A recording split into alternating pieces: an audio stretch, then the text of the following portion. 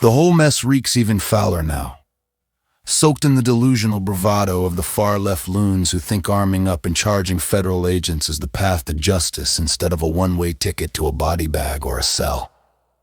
This 37-year-old mother of three, the youngest just 6, still reaching for a hand that'll never close around his again, gets shot dead in her SUV during a Minneapolis ICE operation.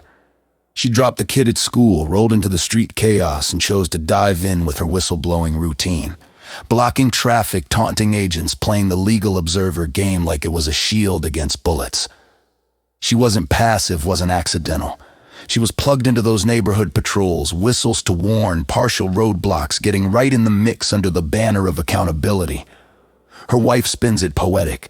We had whistles. They had guns. Cute asymmetry, sure, until the guns win. She bought the activist fantasy hard, kindness as confrontation, poetry as punch, strumming off key at vigils while meddling in high-stakes federal ops. Critics call it obstruction. Reality calls it suicide by stupidity. Family paints her as a compassionate poet radiating light, but stripped the romance, it was willful interference, romanticized rebellion that painted a target on her back in a raid where agents were already twitchy from prior car as weapon incidents. And the circus? It fractures harder. The gatekeepers on the activist left clutched tighter, sneering that say her name is trademarked turf. For black folks only, don't dilute it with this white woman's tragedy. So the chant gets policed fiercer than the street where she bled out. Meanwhile, the real escalation comes from the same far-left crowd. Post-shooting, they're the ones frothing online and in streets about arming up, confronting ICE head-on, turning grief into guerrilla theater like that'll somehow avenge her or protect anyone. Protests swell, chants of F ICE, calls for ICE out. Weekend actions coordinated nationwide, but laced with that unhinged edge where some talk escalation, weapons, direct action against agents, as if more violence fixes violence, as if playing revolutionary in snowbound Minneapolis won't just feed the crackdown cycle.